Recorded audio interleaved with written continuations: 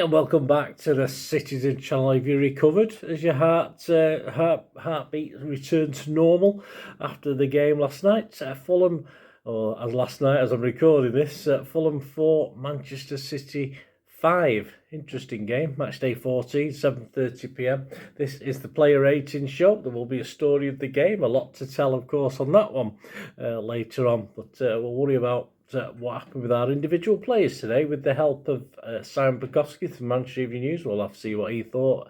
Yeah, I sort of more or less agree with most of it.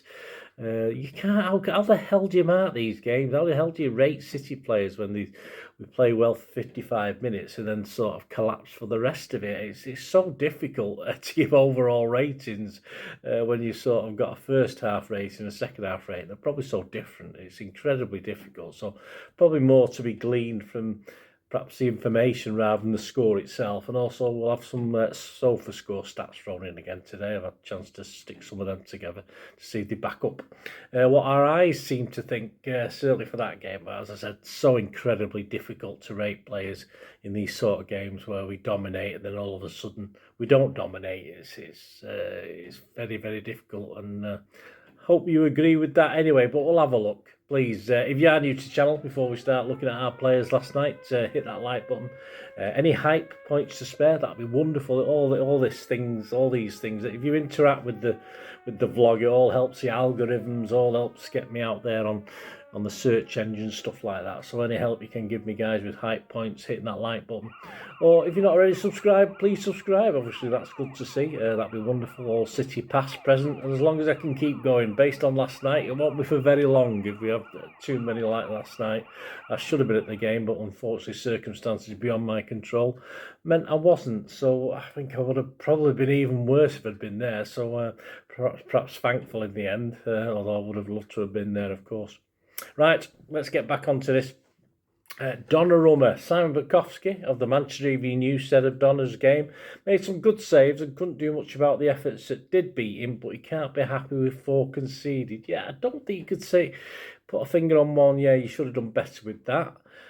We know he's not going to come for crosses. For a big lad, he's pretty naff. I mean, there's not many goalkeepers in the Premier League or any league in the world that are very good at dominating the 6-yard box, never mind dominating the actual 12 yards, 18-yard box. It just doesn't happen these days. It's just, you rely on other people to do it. So, although it was a bit flappy at 1 or 2, I don't think he was that bad last night. And he's made one really important save at 1-0.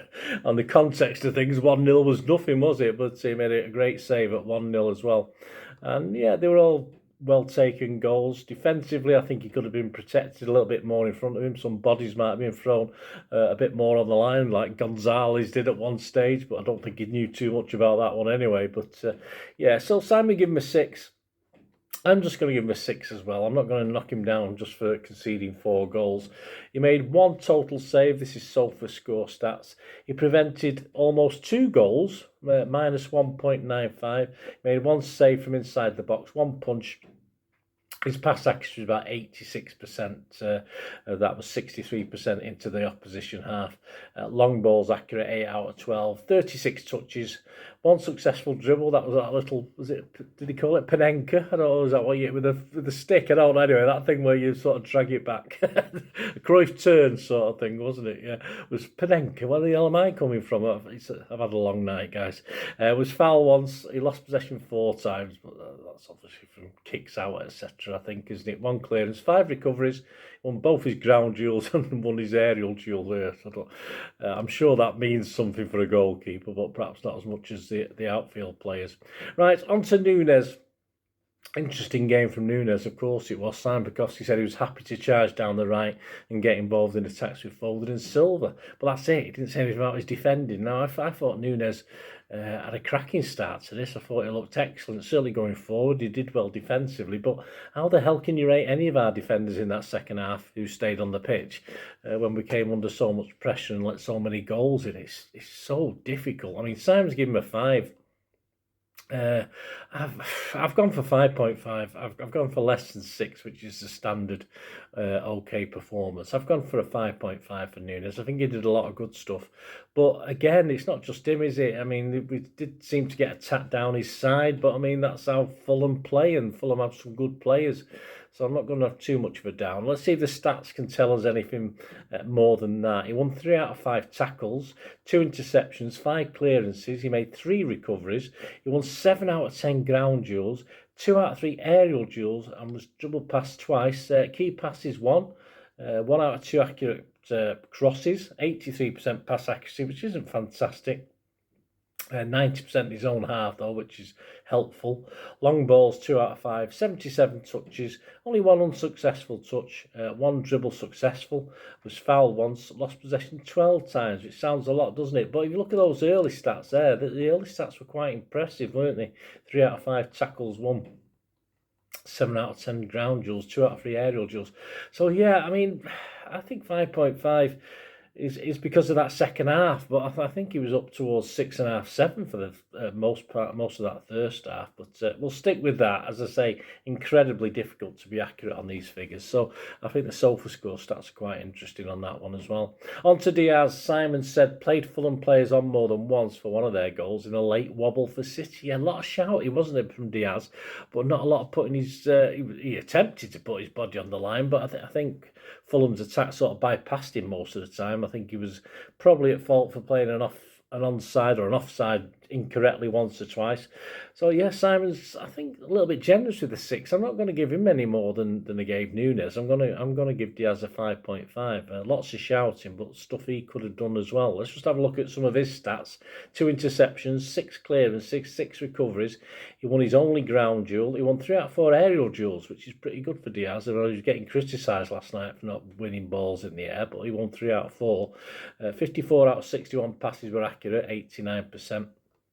Just 1 out of 6 of his long balls were accurate, though. That's quite poor. 77 touches, unsuccessful touches, 1. It was foul once, so lost possession 8 times. So yeah, I'm happy with that score. I think, as I say, perhaps the stats show him in a little better light than I thought overall. It wasn't bad, but again, as I said, with the defenders, you've got to ask questions last night, but it's hard to blame any one individual. Of course, defence starts with other guys coming back and helping, doesn't it, as well? On to Guardiola. Simon said a bit lazy at times in the second half to give the home team, their crowd, something to cheer about, and was caught out of possession. I think most of us are thinking Guardiola should have a rest. We've got to put someone else in that position. This is, again, another game where he looked at, I mean, he did that wonderful clearance off the line, but it could have been 5-5, couldn't he? So I sort of forgive him a lot of things for that. But yeah, he was fairly poor at times. So, although again, if you rated his first half, he did okay. So Simon's given him a 5. I give him a 5.5 again on the basis I just think he needs to be taken out the firing line for 1 or 2 games, just get rested. But whether Pep's going to do that, I'm not overly sure at the moment. He seems to have faith in him, which is fair enough, and he hadn't been there at the end. Someone else might have been there, but obviously he did save the embarrassment of a 5th goal for Fulham, of course. Let's look at his stats. 1 tackle which he didn't win, 2 interceptions, 5 clearances, 1 block shot, 4 recoveries. He won his only ground duel, he won his only aerial duel. Clearances off the line 1, yeah. Accurate passes 82%, not fantastic. In his own half 88%, 22 out of 25. Okay-ish. Long balls 4 out of 8, 50%, 62 touches. So yeah, I think we're all right on that. An interesting one, the one who scored least for me, but I've seen some people say he had a good game. I didn't particularly think he did. I don't think make any real influence on the game for me in this one. Certainly, sort of. Up front either, where his link-up play didn't really come into being as it has done in the past. O'Reilly, Simon said, looked good going forward, but went missing a few times at the back when he was needed. Yeah, I thought so. I have to agree. He's given him a 5. I give him a 5. I'd have to agree. I thought he one of his weaker games. Let's see what his stats say on it. Tackles, he won 3 out of 4, which is okay. 1 interception, 2 clearances, 1 recovery. He won 5 out of 15 ground duels. So yeah, I'm quite happy with the score I've given him of a 5. Actually, that's not great. 3 fouls, double pass once. His pass accuracy is just 80%. Passes in own half, 7 out of 8, 88%, which is okay. 58 touches, unsuccessful touches 2, 1 successful dribble out of 4, possession lost 15 times. Yeah, I think personally, and I think that sort of backs it up, I didn't think he had his greatest game. I thought he was possibly one of the weaker of our defenders. So I think the stats back up what perhaps me and Simon were saying as well. On to Nico, the guy who was brought off, because obviously Rodri's not going to be coming back anytime soon, is he? Because, of course, Gonzalez was substituted. We don't seem to have a player to fit into that role as an emergency, which I can't understand. If Rodri's not looking anywhere near fit, we should have someone who's at least going to play the Gonzalez role as well as they can. Kovacic is nowhere near, of course he's not. So I'm a bit disappointed that we don't have that sort of cover, and it showed, didn't it, for the last half hour of that game once Gonzalez had been replaced, of course. But Pep was saving him. Pep's saving him. He's got to, because he doesn't have much alternatives. But I think off the bench, surely we've got someone we can bring on to do a job, and obviously brought Stones on, but I wasn't sure he fitted into that position anyway. Ended up as centre-half, I think, at one stage. Anyway, let's talk about Gonzalez rather than the tactics. That's probably more for the story of the game anyway. Simon said he got himself into important positions to protect the defence and went off before the chaos. He did. Scored him a 7, so that's his highest so far. I'll give him a 6.5, so I'm not sure. I thought he did all right. Odd Rick.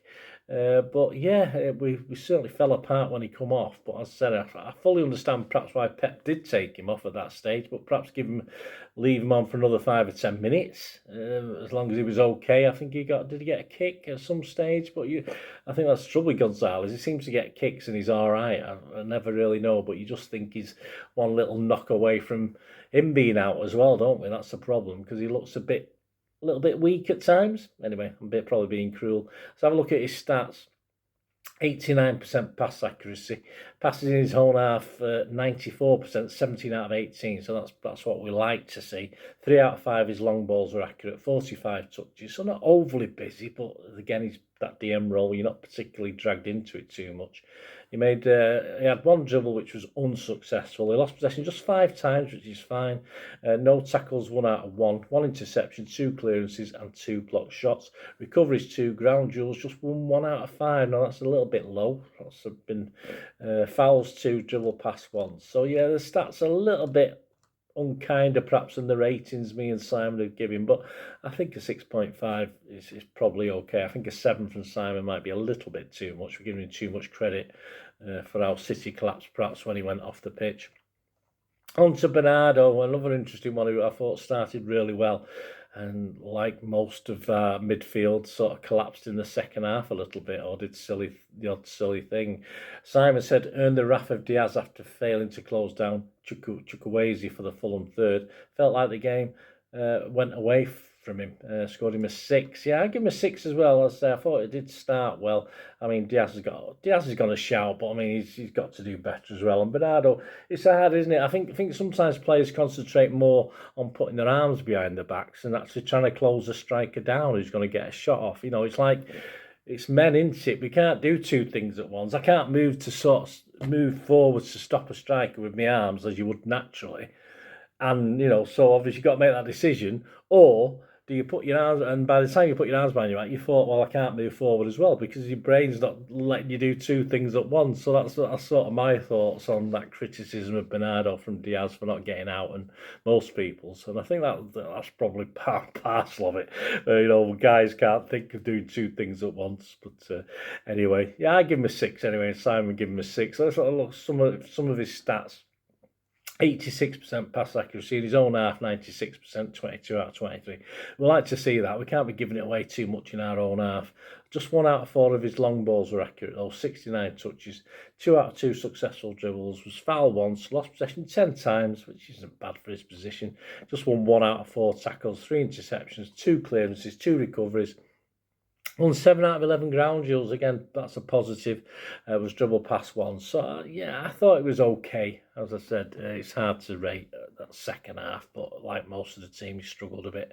For me, even though some other guy I think got it from elsewhere, Foden, the player of the match, Phil Foden, Simon said he's outstanding again, taking responsibility on the pitch and scoring 2 excellent goals. They were excellent goals. Scored him an 8. I've gone to 8.5. I thought he was excellent. Again, perhaps dipped out of it as he was bound to as Fulham up the ante and came back into the game. Let's have a quick look at his stats. Did he back up that sort of 8.5 rating for me and 8 from Simon? 2 goals with an XG of 0.45. Very good. 2 shots on target, 67 touches, 1 unsuccessful touch. Dribbles just 1, which wasn't successful. Was fouled twice, lost possession 8 times. He created 1 big chance, 2 key passes. Accuracy of passes 88%. Yeah, that's okay. Long balls 1 out of 2. Tackles 1 out of 3, interceptions 4, clearances 1, recoveries 5. He won 5 out of 7 ground duels. He won 1 of his 2 aerial duels and got dribble past 1. So I'm happy with player of the match for Phil Foden in that rating. On to Reinders, who I thought had probably one of his better games since his debut against Wolves in competitive City football. Simon said a terrific goal. He did well for City's 4th, although he seemed to run out of legs as Fulham finished strong. I mean, you could probably say that about everyone. It bypassed us a little bit in that second half, didn't you? Where the midfield was all over the place, including Reinders. Certainly one of his better games for me. A good goal as well, well taken goal. That wouldn't have done him any harm, but as I say, he got lost in all the malaise. Simon's given him a 7. I've given him a 7 as well. Let's see if these stats back that up. 1 goal, XG 0.62. So yeah, I mean it was expected he'd probably score it. 1 key pass. 1 out of 2 accurate crosses, 86% pass accuracies, long balls just 1 out of 3, 1 shot on target 1, 39 touches, which isn't a massive load, is it? Unsuccessful touches 3, was foul once, lost possession 9 times, recoveries 4, ground duels, he won his only ground duel, 1 out of 1. So yeah, I'm happy with that. I thought, let's hope it's a sign of something to come, but hey, we've got to give these guys a break, haven't they? They haven't been with us for that long in a Pep system, in a Pep team that isn't firing. Sometimes over the years when players have come into a Pep team, it's been a very successful, established one. These guys are all been thrown, and most of them been thrown in together, haven't they? We have to remember that all the time with these players. A guy who has been with us a little while, and again wasn't too bad last night. I thought he started pretty poorly and improved. Doku, Simon said, a nice assist for the first goal, earned his luck for the 5th. Of course, he's lost that now. He's been classed as an own goal. Was off the pitch by the time Fulham's fight back began. So we can let him off, can't we? We probably can. So Simon's given him an 8. As I said, I thought it didn't start very well. I thought he was playing within himself. I think Pep had told him to play a little bit deeper. He wasn't marauding up the wing, of course, and I think he was playing under instructions, and then he contributed well when he had to before being taken off. So I've not gone as high as Simon with an 8. I've given him a 7. His stats are, he got 1 assist, my thanks to Sofa score as ever. 1 assist, 3 total shots, 2 shots blocked, 46 touches, unsuccessful touches 3, which is bound to happen with his sort of role. 2 out of 4 successful dribbles. Possession lost 17 times. That is a lot, but not unusual for the high numbers with someone like Doku. 2 key passes, 1 accurate cross out of 2. Pass accuracy just 71%, not fantastic. Long balls 1 out of 1. Made 1 interception, 2 recoveries. He won 2 out of 9 ground duels. All right, it's not what you don't. I mean, it could be a bit higher, I suppose. 2 fouls. So, yeah, the stats are a bit disappointing overall. But I wouldn't. Simon's given me an 8. That's a bit high for me. An 8 out of 10 for Doku last night.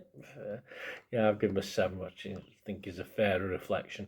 On to the big lad. The big lummox up top. Haaland, a record-breaking goal, said Simon. 2 assists, wrestled with the Fulham defence all night and could have easily had another 2 goals in a return to form. Yeah, all right, bloody hell, it's only been a couple of games. 8 out of 7 from Simon. I echo that. I mean, the ones that hit the post, another inch inside, and they would have been in the net. I mean, they both sort of flew across face of goal, didn't they? So it hit the inside of the post. So he could have easily had a hat trick. Worked his bloody arse off last night. At one stage we thought he'd be taken off because it was all comfortable, and then all of a sudden, he had to stay on for the game as things collapsed about him. But he did his bit. Probably knackered now, to be honest with you, because I think he probably covered a lot more distance than certainly has done the last couple of games. Let's have a look at some of his stats. 1 goal, XG of 0.92, so that means obviously he could have done better with a couple of the other efforts as well.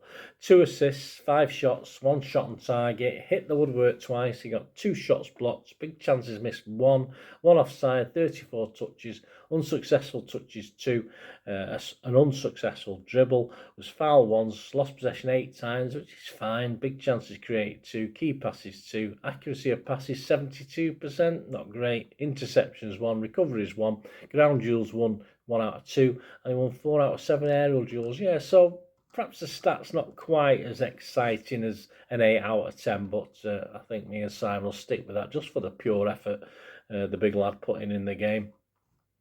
On to the substitute, Savvy remains an enigma. I wouldn't have brought Savvy on, in fairness. I would have found someone else to bring on. I don't see the point of bringing Savvy on. I think of the substitutes, that's one I think was probably Pep's worst, because he brought him on in 64 minutes. The obvious replacement for Doku, don't get me wrong, that's the obvious thing to do, of course it is. But yeah, I just didn't think he did it. Simon said a lovely cross for Haaland, but he needed to help O'Reilly out more. Scored him just a 5. Yeah, for the one or two things he did good. He did lots of things and seemed to want to dribble through when he could just try and pass it occasionally and lose the ball in key moments of the game. You know, as the game was obviously into 8 minutes injury time, and he's doing stupid things like trying to dribble it out and beat 3 or 4 men and losing it. So I'd give him a 5 as well, because I rate them, if of course the players, even the subs, if they're on over half an hour. Let's have a look at some of his stats. 15 touches, 1 unsuccessful touch, dribbles none out of 1, lost possession 5 times, key passes 1, one accurate cross out of 1. Passes wise, just 75% pass success. Recoveries 3, he won 0 out of 2 ground duels, and he didn't win his only aerial duel. So yeah, I'll stick with 5. I just thought Savvy wasn't perhaps the right. He was the obvious guy to bring on. I don't particularly think he was the correct guy to bring on.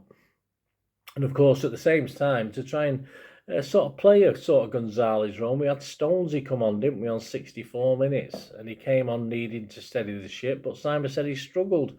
Yeah, I mean, I've seen reports that thought he did okay, but I didn't really see that much. I think he got moved back into centre half, so he wasn't playing the Gonzalez role, which meant we had a midfield that didn't really have that holding midfield, and then we struggled, and the defence was put under increased pressure by Stones dropping back as well, probably, but I didn't see anything particularly. I give him a 5 as well. Let's have a look at some of his stats. 1 clearance, 1 block shot, 1 recovery, 11 out of 13 passes were accurate, 1 out of 2 long balls were accurate, just had 16 touches and lost possession twice, which is obviously fine. So yeah, something and nothing from Stones. As I said, I probably wouldn't, I don't know, I'm not going to say who I would have brought on, and he was the obvious guy, but of course, it didn't sort of work out last night, did it, unfortunately, those 64th minute substitutions.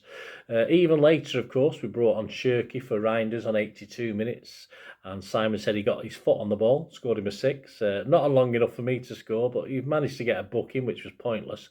It was just stupid, and what's the point of kicking a ball away when they just pick them up off the cone at the side of the pitch?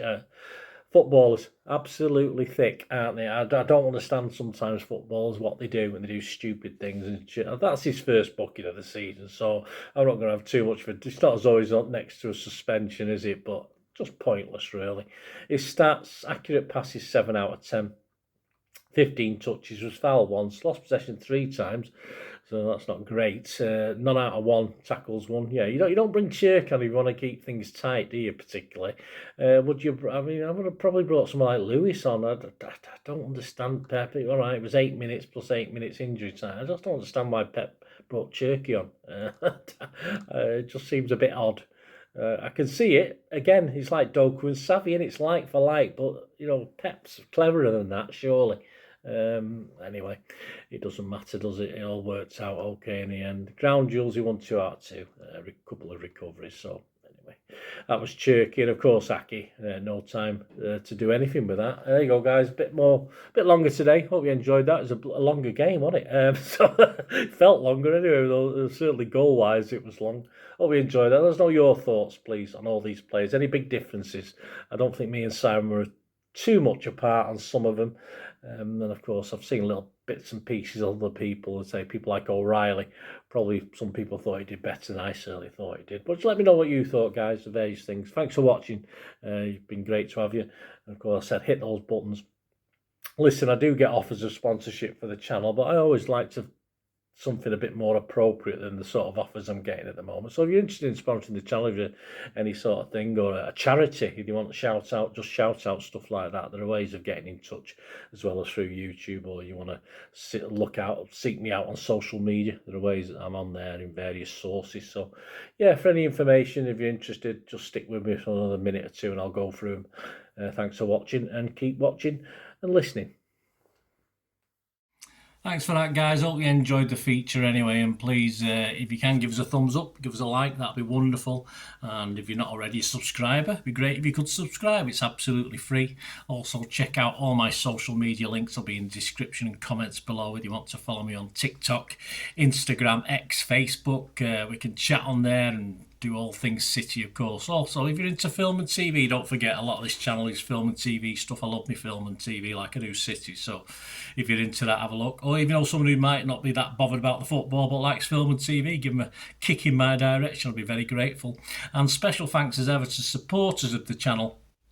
Piat6505, they've got a little eBay shop selling film and TV memorabilia mainly, including books, magazines, posters, lots of posters, and they do have some City stuff as well that they've purloined off me over time, so there'll be a few bits and pieces, probably more going on as well. So have a look at Piat6505 on eBay.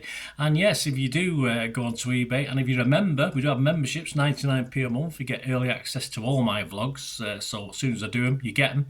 Sometimes it could be months before they're published generally, so a lot of the history stuff, so you have access. The membership gives you access to that. It gives you 10% extra off at Piat6505 if you want to buy any of that memorabilia. That's all that you can actually gain that from being a member and support the channel. That's a great way of supporting the channel, of course, like watching the ads on the original thing that you've seen now, my original feature. That'd be fantastic.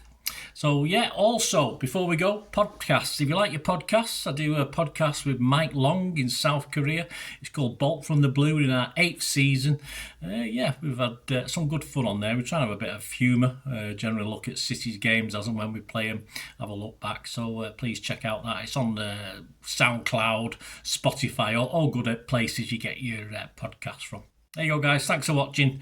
Hope you enjoyed everything about this feature, and you didn't mind me asking you about this at the end. And please, all I ever ask for you is to stay safe, everyone, especially you Blues.